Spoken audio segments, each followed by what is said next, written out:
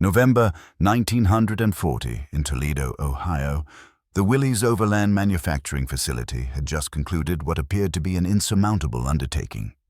In precisely 75 days, their engineering team had conceived, constructed, and delivered two preliminary vehicles to the United States Army. They christened it the Quad, a designation derived from its four-wheel drive capability. It was compact, cubical, and purely functional. Nothing about its appearance hinted at its future stature as one of the most coveted vehicles in military history.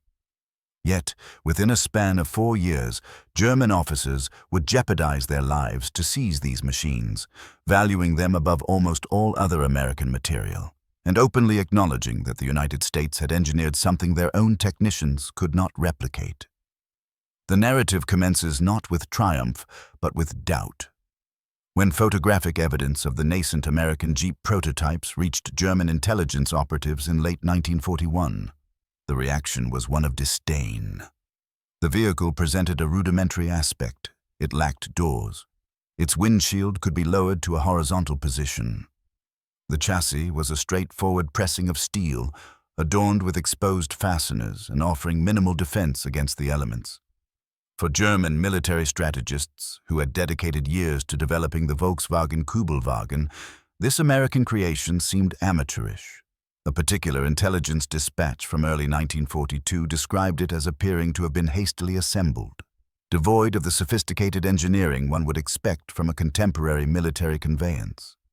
The Germans harbored considerable faith in their own light vehicles.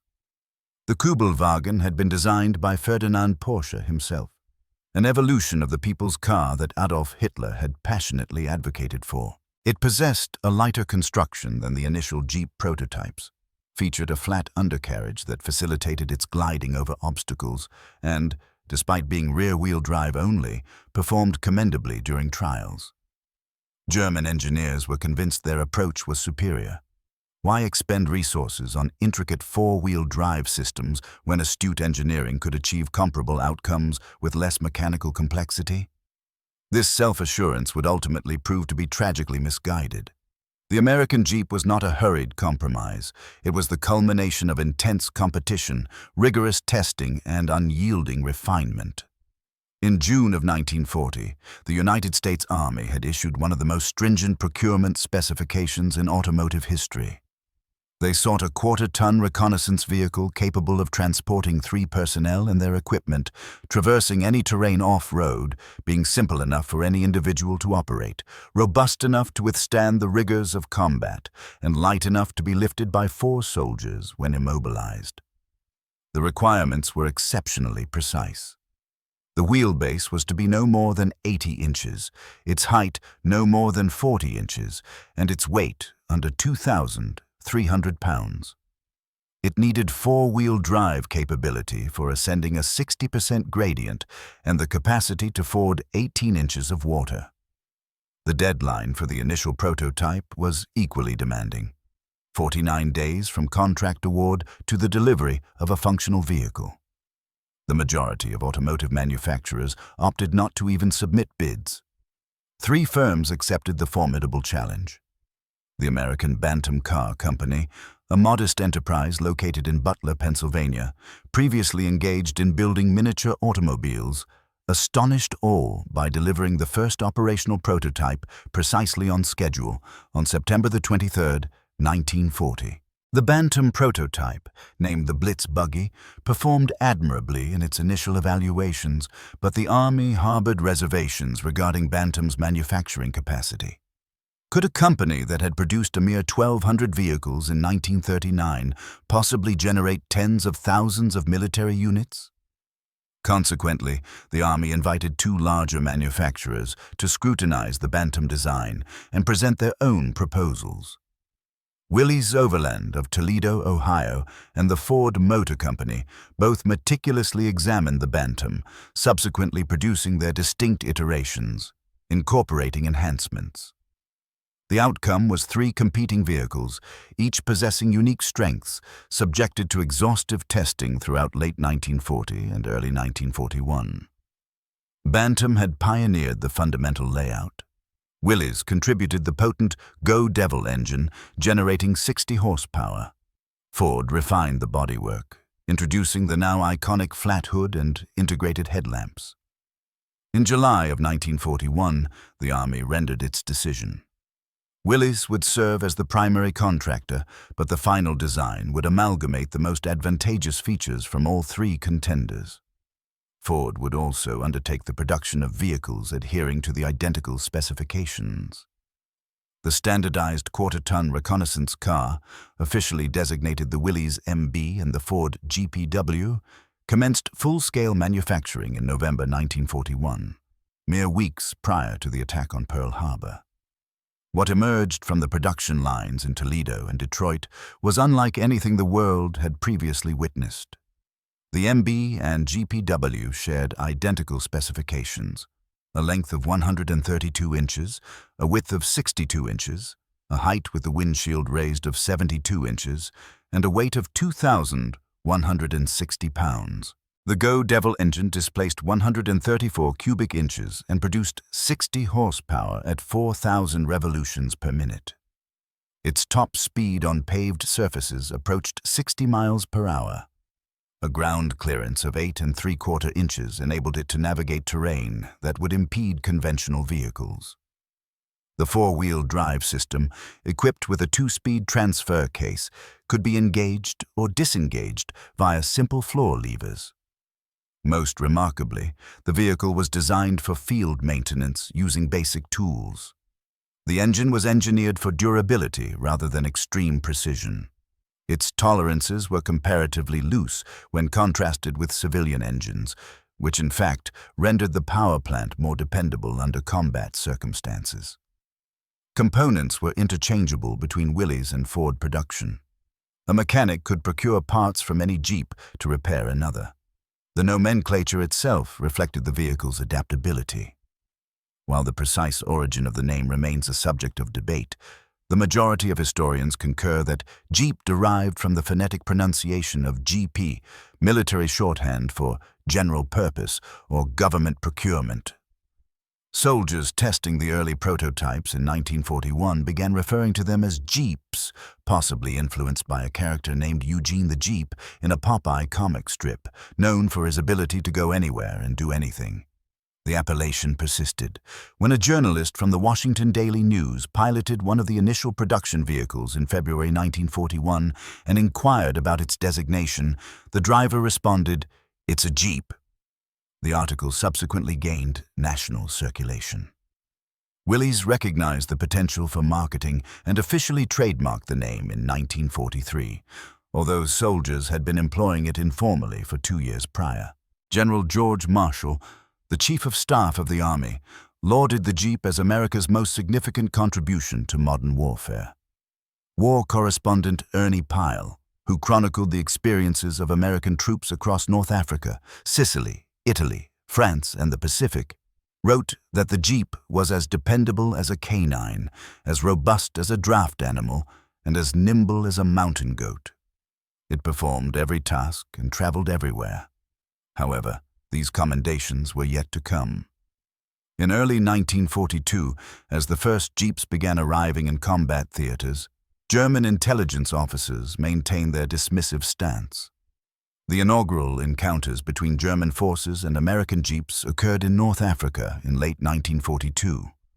Operation Torch, the Allied amphibious assault on French North Africa, brought American military personnel into direct confrontation with Axis troops for the first time. Thousands of Jeeps landed with the invasion contingent. German and Italian soldiers had their initial close examination of the vehicles that American industry was producing in vast quantities. The initial German assessment was varied. Captured intelligence reports from early 1943 acknowledged the Jeep's velocity and its capacity for cross-country travel, but they also criticized what observers perceived as its poor fuel efficiency, minimal armored protection, and vulnerability to mines and small arms fire. One report observed that American units appeared to possess an inexhaustible supply of these vehicles, suggesting profligate overproduction rather than genuine tactical necessity. The Kübelwagen, German analysts contended, achieved comparable mobility with half the horsepower and simpler mechanical systems. At German headquarters in Tunisia, officers examining their first captured Jeep in January 1943 found ample cause for criticism. The exposed engine compartment was susceptible to damage from mud and debris. The canvas roof offered no defense against shrapnel or small arms fire. The fuel tank, positioned directly beneath the driver's seat, appeared to be a catastrophic design vulnerability. The straightforward 3-speed transmission lacked the sophistication characteristic of German vehicles. Nevertheless, there were also disquieting observations. The Jeep's power-to-weight ratio was exceptional. With 60 horsepower propelling only 2,100 pounds, it could accelerate faster than nearly any German light vehicle. The four-wheel drive system, activated by simple floor levers, functioned flawlessly even in deep sand. Most unsettling was the realization that Americans were producing these vehicles at an almost incomprehensible pace. Captured documentation revealed production figures that German intelligence initially dismissed as mere propaganda. According to these documents, Willys and Ford collectively were manufacturing Jeeps at a rate of 1 every 90 seconds during their peak production cycles. German intelligence officers re-evaluated these figures multiple times, certain there must be a translation error. There was no error. By early 1943, American factories had already produced in excess of 177,000 Jeeps. German production of all light military vehicles combined barely surpassed 50,000. The implications were profound. If American industrial might could yield reconnaissance vehicles in such volumes, what did this portend for tanks, artillery, and aircraft? The first accounts of German soldiers actively attempting to capture American Jeeps originated from Tunisia in March 1943. Following the Battle of the Kasserine Pass, where German forces had initially repelled American troops, retreating Wehrmacht units absconded with every operational Jeep they could locate. Officers noted in their post-action reports that the captured American vehicles proved indispensable for reconnaissance and command functions. The reasons became evident as the North African campaign progressed. The Tunisian landscape comprised rocky mountain passes, deep sandy wadis, and coastal roads in varying states of disrepair. German vehicles struggled immensely. The Kübelwagen, despite its ingenious design, lacked the power to ascend steep inclines while carrying full loads. Its rear-wheel drive system, adequate in testing environments, proved insufficient in combat scenarios where speed often dictated survival. Heavier German vehicles consumed precious fuel at rates that strained already overextended supply chains. The American Jeep, by stark contrast, seemed purpose-built for precisely these conditions. Its potent engine propelled it up gradients that halted Kübelwagens.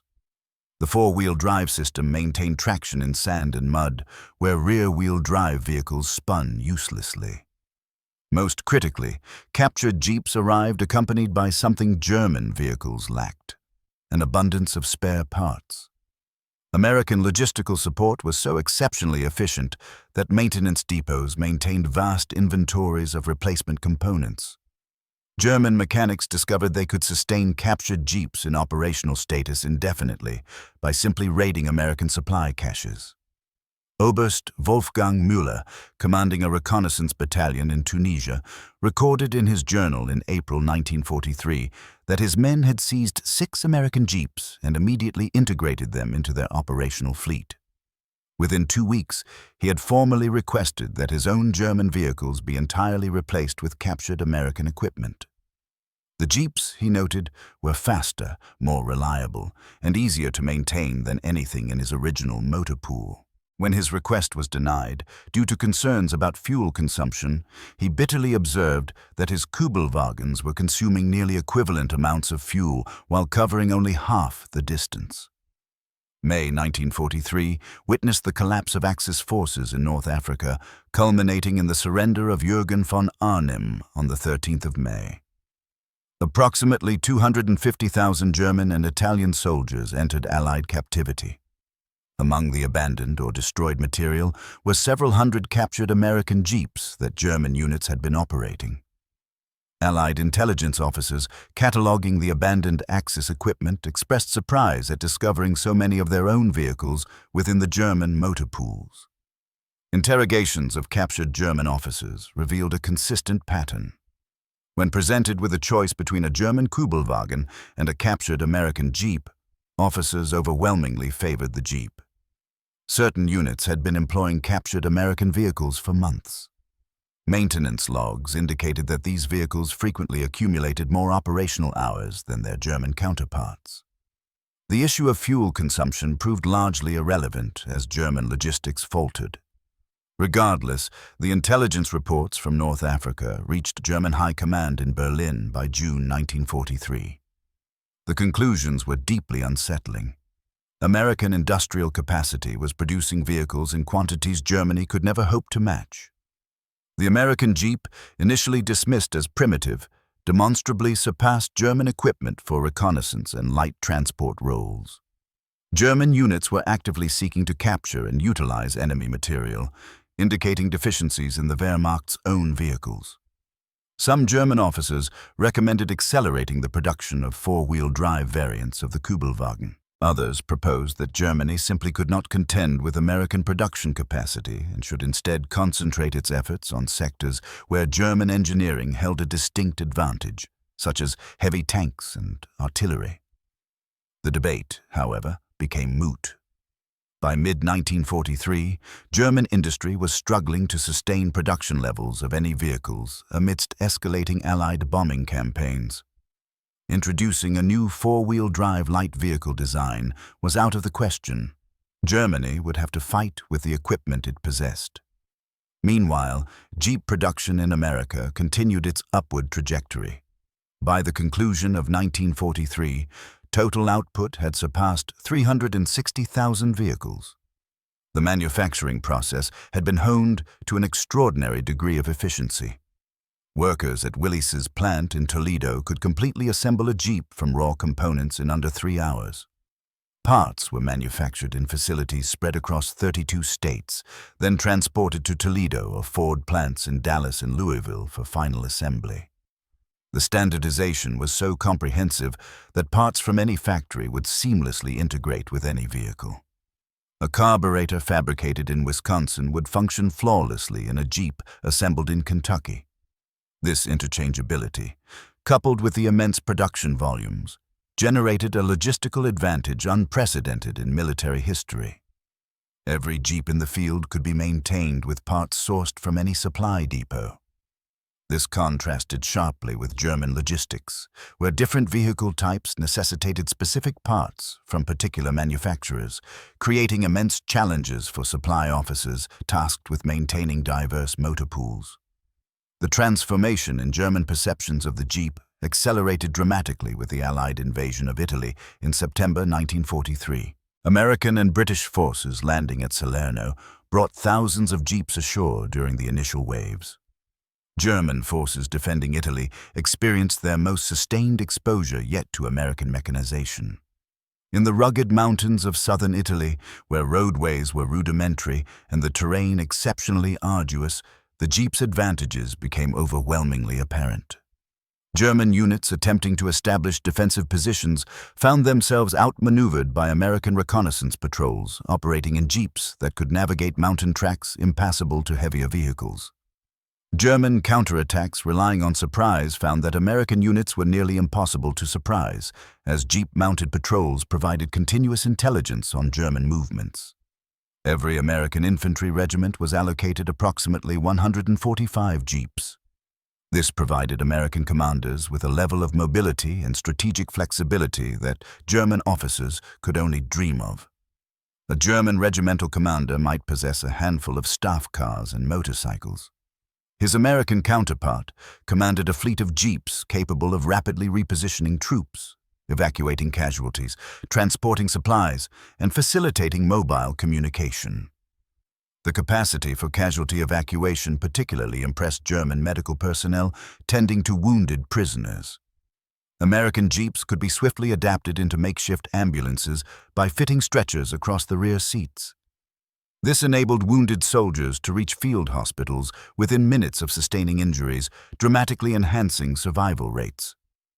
German casualties often faced journeys lasting hours over treacherous roads in conventional ambulances. The disparity in survival rates was measurable. Captured German medical staff reported their astonishment at the swiftness with which American wounded received treatment, transported rapidly from the front lines in vehicles capable of traversing any terrain. In December 1943, General Lieutenant Friedrich Schultz, captured near Cassino, was interviewed by American intelligence officers. When questioned about American equipment, he stated unequivocally that Nazi generals admired the Jeep more than any other American material. It was, he asserted, the vehicle they most desired to capture for general operational use. This assessment from a senior German officer with extensive combat experience marked a complete reversal from the dismissive reports of early 1942. By early 1944, captured Jeeps had become so highly valued among German forces in Italy that specific orders were issued concerning their utilization. Captured American vehicles were to be conspicuously marked with German insignia to prevent friendly fire incidents. Maintenance crews received specialized training in Jeep mechanics. Fuel allocations for captured vehicles were prioritized, despite their higher consumption relative to Kübelwagens. The rationale was straightforward. A Jeep could accomplish reconnaissance missions that might necessitate 2 or even 3 German vehicles. Its speed, operational range, and cross-country capability rendered it more valuable than German equipment, even with its greater fuel consumption. German units operating captured Jeeps reported a significant enhancement in their tactical mobility. They were able to conduct reconnaissance deeper into Allied lines, moving with greater speed and covering more territory than was feasible with Kübelwagens. The 4-wheel drive system ensured they could operate in adverse weather and terrain conditions that would immobilize German vehicles. The intelligence value was immense. A German reconnaissance team in a captured Jeep could be mistaken for an American unit from a distance, allowing them to approach Allied positions more closely before detection. The Jeep's mechanical reliability translated to fewer breakdowns during critical missions. Its uncomplicated design meant that even mechanics with minimal training could perform field repairs. Operation Grief. During the Battle of the Bulge in December 1944, provided the most striking illustration of the German desire for captured Jeeps. When Adolf Hitler instructed Otto Skorzeny to conduct special operations behind American lines, Skorzeny specifically requested a substantial number of captured American vehicles, particularly Jeeps. The plan involved German commandos, disguised in American uniforms, penetrating Allied lines to sow confusion. Skorzeny requested at least 100 captured Jeeps for this operation. German supply officers scoured rear areas and contacted every unit known to possess captured American vehicles. They managed to acquire approximately 30 Jeeps, far fewer than originally requested. This shortfall compelled Skorzeny to improvise, disguising German vehicles to resemble American equipment. The fact that, even with Hitler's personal endorsement and unlimited authority, German forces could only procure 30 captured Jeeps highlighted the difficulty of their acquisition. American forces simply possessed an overwhelming abundance of Jeeps, while German forces had limited opportunities to capture them intact. The commandos who did receive captured Jeeps for Operation Grief found them remarkably effective for infiltration. Dressed in American uniforms and operating genuine American Jeeps, German soldiers successfully breached Allied lines and induced significant disorientation during the initial phases of the Battle of the Bulge. American checkpoint sentries grew increasingly paranoid, scrutinizing everyone and demanding answers to trivia questions about American culture. The captured commandos, when interrogated, consistently lauded the Jeep's performance. They noted its speed facilitated rapid egress, its maneuverability aided in evading checkpoints, and its widespread presence meant that an additional Jeep attracted no particular attention. While the operation failed strategically, It demonstrated the efficacy with which German soldiers could operate captured American equipment when provided the opportunity. The utility vehicles performed exceptionally well under German control, indicating that any perceived shortcomings were likely attributable to fuel scarcity rather than inherent design flaws. The invasion of France in June of 1944 saw the deployment of jeeps in numbers that overwhelmed German defenders. Operation Overlord, the Allied invasion of Normandy, involved the landing of approximately 20,000 jeeps within the initial weeks. German forces tasked with defending the region found themselves confronting an American military possessing a level of mobility they had never before encountered.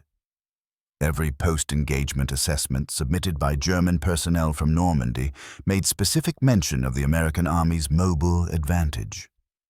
While German infantry formations predominantly relied on horse-drawn conveyances, with only a small percentage of their motor vehicles operational, their American counterparts fielded fully mechanized divisions.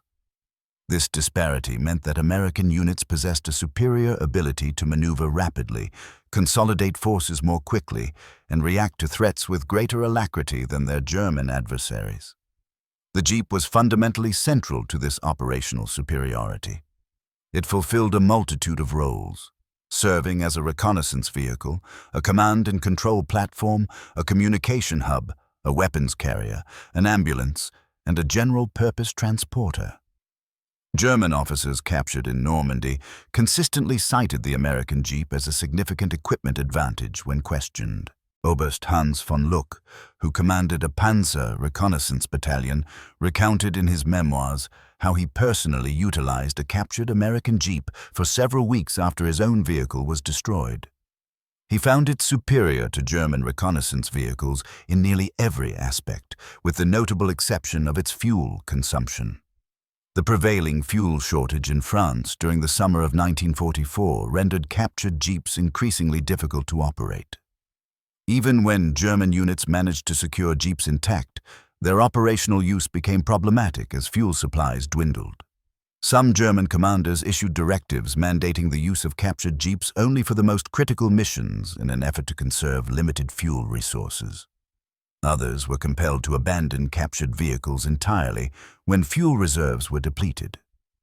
This created a paradoxical situation where German forces earnestly desired American Jeeps but frequently found themselves unable to utilize them effectively, even after acquiring them. The limited number of German units that maintained access to fuel supplies, primarily SS Panzer divisions that received preferential allocations, continued to operate captured Jeeps throughout the summer of 1944.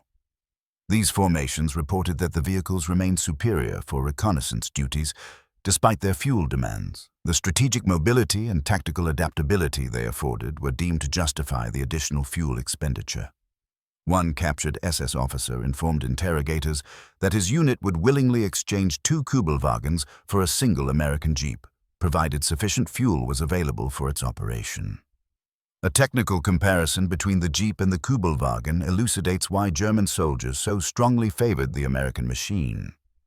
The Kübelwagen weighed approximately 1,600 pounds less than the Jeep's 2,100 pounds. It was powered by an air-cooled engine that initially produced 23.5 horsepower, later upgraded to 25 horsepower in 1943, still less than half the Jeep's 60 horsepower. This resulted in the Kübelwagen possessing a power-to-weight ratio of approximately 15 horsepower per ton, whereas the Jeep achieved approximately 28 horsepower per ton. The performance differential was striking. The Jeep exhibited superior acceleration, could ascend steeper inclines, and maintain higher sustained speeds. The Kübelwagen's maximum speed was around 50 miles per hour on paved surfaces, but it struggled to maintain this velocity off-road. The Jeep's top speed approached 55 miles per hour, and it could maintain 40 miles per hour across uneven terrain. The distinction of four-wheel drive proved even more critical. The Kübelwagen employed rear-wheel drive, augmented by a self-locking differential and portal gear reduction hubs. This ingenious engineering granted it surprisingly capable off-road performance in numerous scenarios. Its flat underbody allowed the vehicle to slide over obstacles rather than becoming immobilized.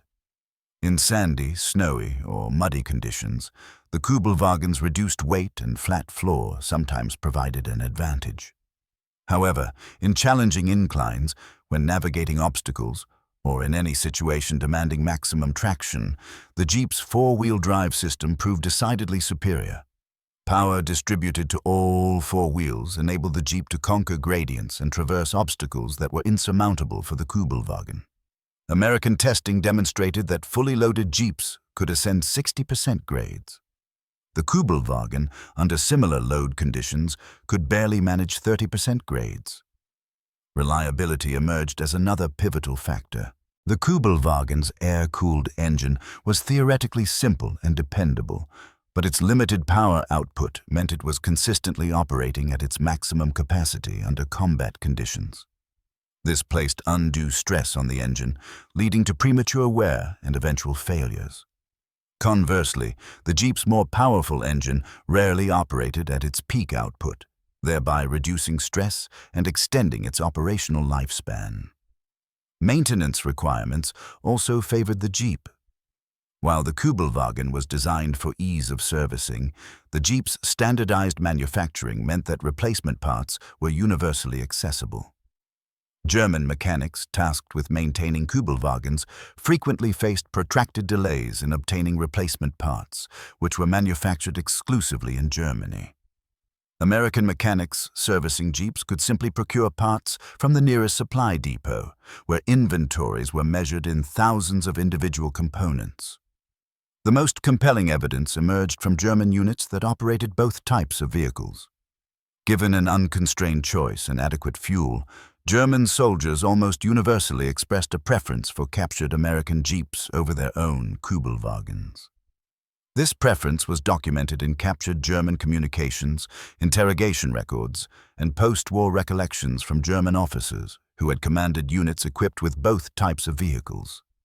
Production figures reveal the sheer magnitude of American industrial superiority. Between 1941 and 1945, Willys manufactured 361,339 MB Jeeps. Ford produced 277,896 GPW Jeeps. The combined output exceeded 639,000 vehicles built to identical specifications. In contrast, Germany produced precisely 50,435 Kubelwagens over the entire course of the war. This means that America manufactured more than 12 times the number of quarter-ton vehicles as Germany.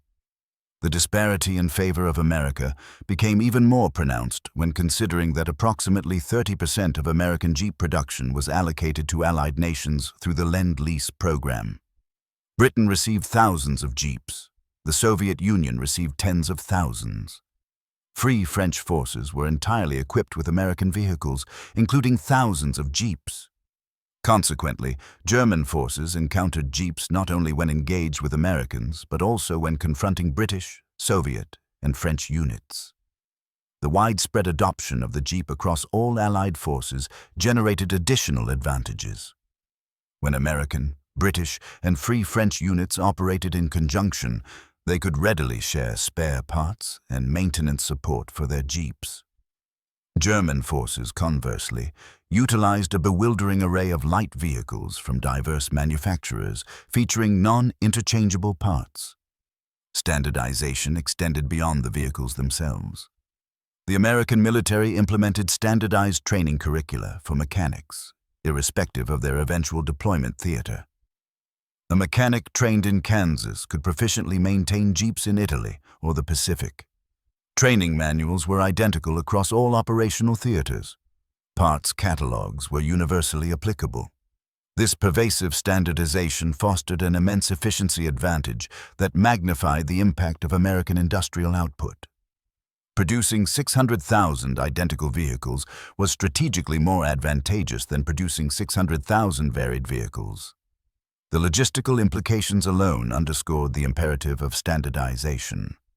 American supply officers could accurately project spare parts requirements, confident that every Jeep in the field utilized identical components. German supply officers grappled with the immense challenge of stocking parts for dozens of distinct vehicle types.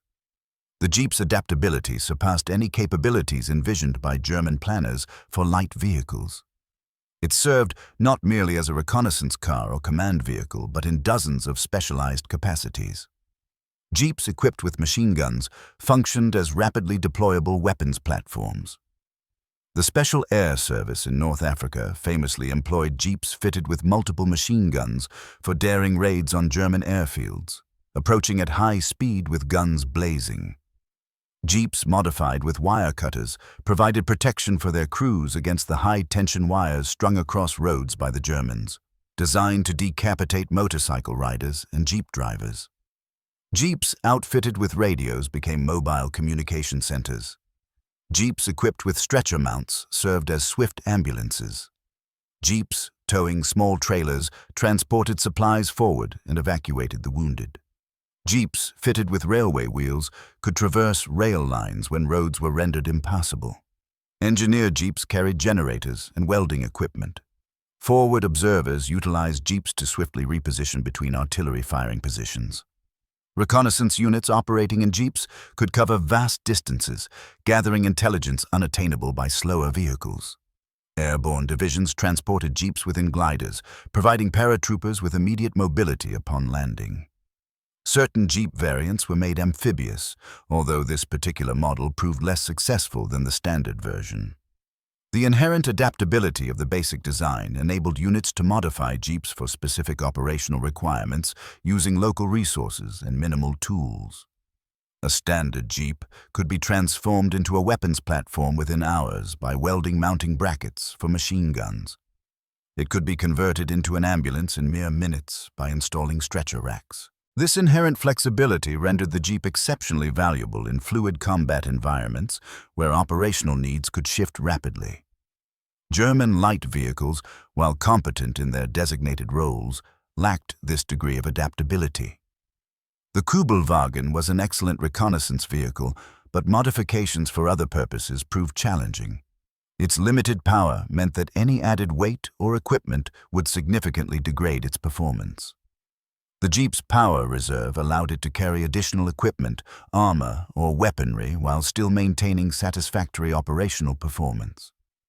General Dwight Eisenhower, the supreme commander of Allied forces in Europe, later identified the Jeep as one of the 5 most critical pieces of equipment contributing to Allied success in Africa and Europe.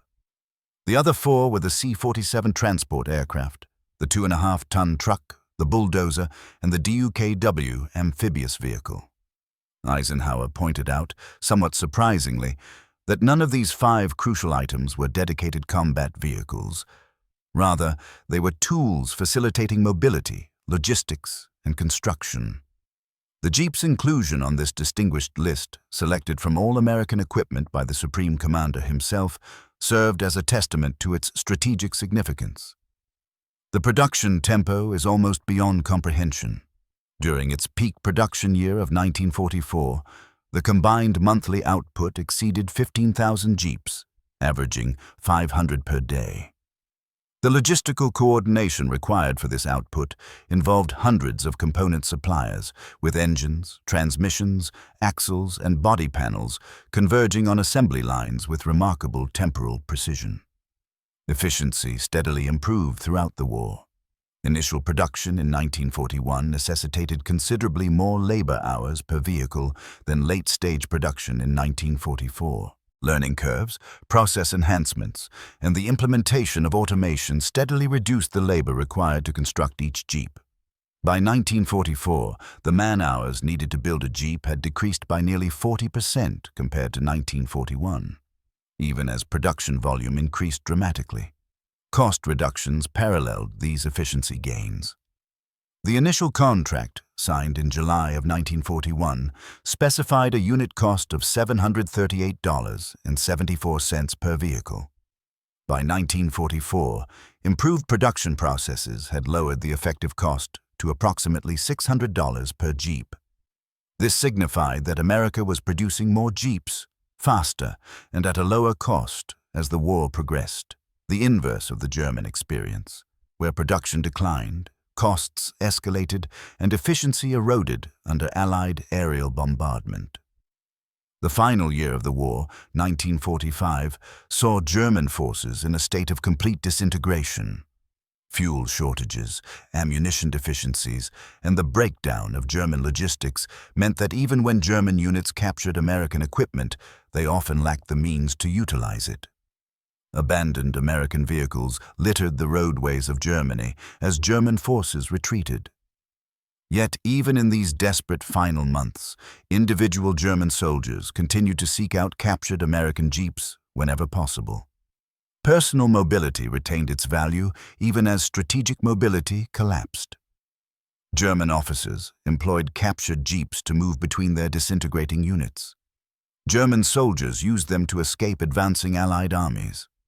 The jeep had, in effect, transitioned from being dismissed as primitive in 1942 to becoming the most coveted vehicle within the German military by 1945. Post-war interrogations of German officers provided a definitive assessment. When asked to evaluate American material, German commanders consistently ranked the jeep among the most impressive American achievements. Some even considered it more strategically valuable than American tanks or aircraft. The underlying reasoning remained consistent. Tanks and aircraft were dramatic and drew significant attention. However, the jeep facilitated all other operations. It provided the essential mobility, flexibility, and logistical support that underpinned American military endeavors. Superior firepower, without the logistical means to sustain it, was rendered ineffective. Advanced tactics necessitated mobility for their implementation. The jeep, perhaps more than any other single piece of equipment, embodied the American industrial and organizational prowess that Germany could not replicate. Production figures, standardization, reliability, and versatility characterized the jeep, representing all the facets of American methodology that Germany struggled to match.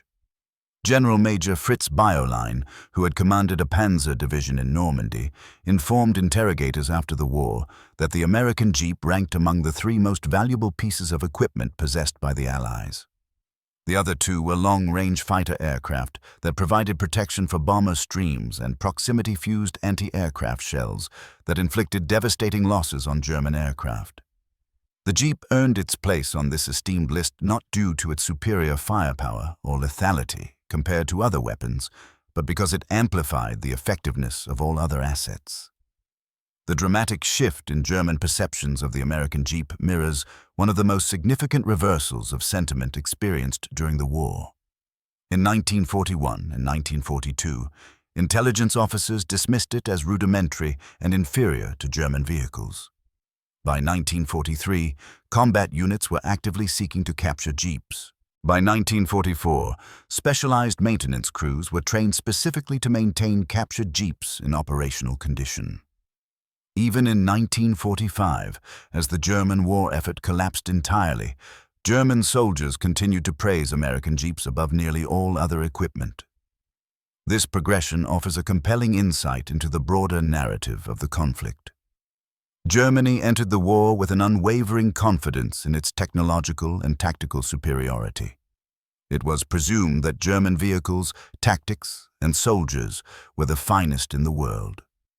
Early victories seemed to validate these assumptions. However, American industrial capacity, organizational acumen, and engineering pragmatism gradually eroded German advantages. The jeep stood as a potent symbol of this transformative process. It was not the most sophisticated light vehicle. German engineers could identify specific features in the Kübelwagen that demonstrated greater ingenuity. Nevertheless, sophistication proved less critical than production capacity, dependability, and standardization.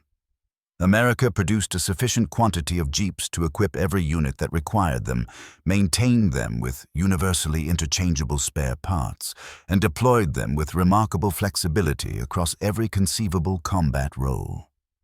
German soldiers recognized this reality far sooner than the German High Command. Troops in the field observed that American units possessed a level of mobility that German forces could not match.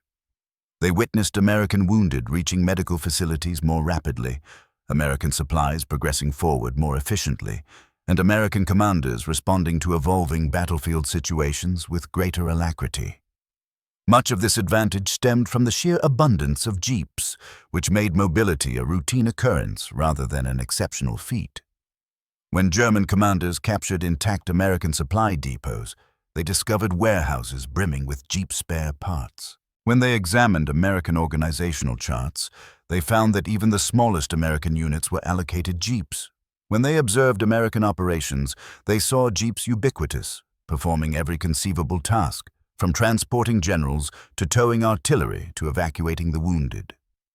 The prevalence of the Jeep within American forces had no parallel in the German military. Kübelwagens were valuable but scarce. German light vehicles were meticulously managed and assigned only to priority units. American Jeeps were so numerous that they appeared almost expendable. Units that lost Jeeps due to enemy action simply requisitioned replacements from supply depots stocked with thousands of vehicles. This abundance fostered strategic flexibility. American commanders could formulate operational plans with the assurance of unlimited vehicle availability. German commanders, conversely, were compelled to ration vehicle assignments carefully and could not devise operations requiring more vehicles than were readily available.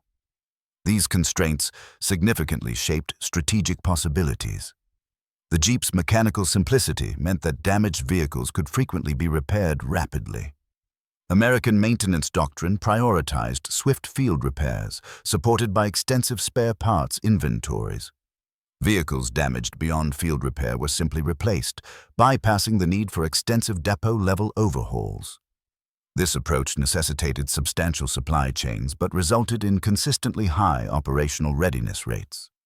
German maintenance doctrine emphasized meticulous repair and conservation due to the scarcity of replacement vehicles.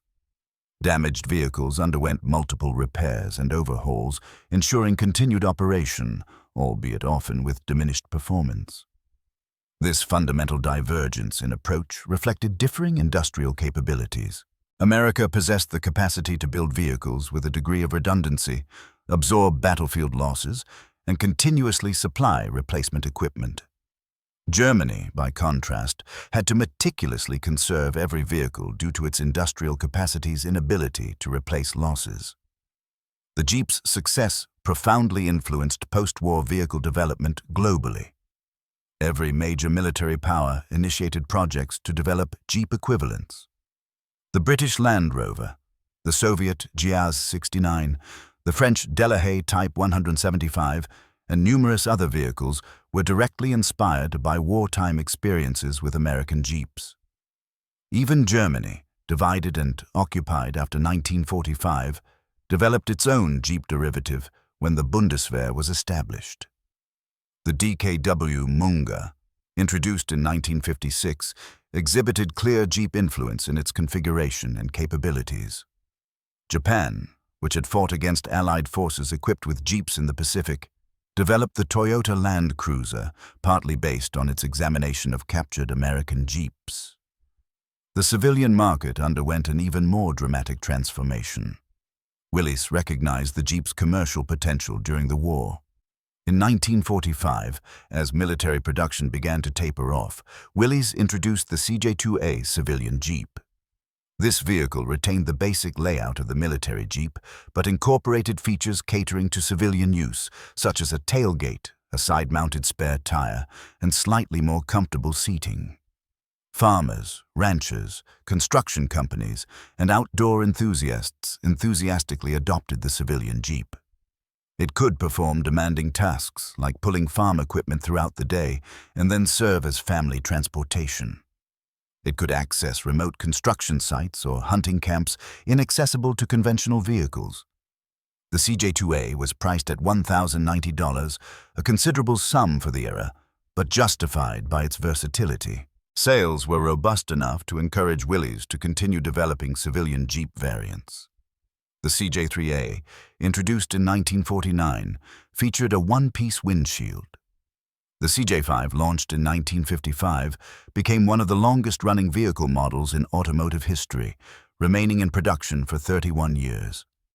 The civilian Jeep market experienced steady growth through the 1950s and 60s, followed by explosive expansion in the 1970s as recreational four-wheel drive vehicles gained popularity.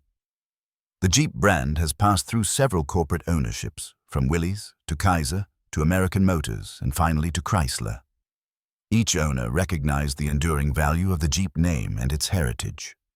Modern Jeep vehicles, such as the Wrangler, deliberately evoke the original MB design through elements like vertical grille slots and exposed hinges.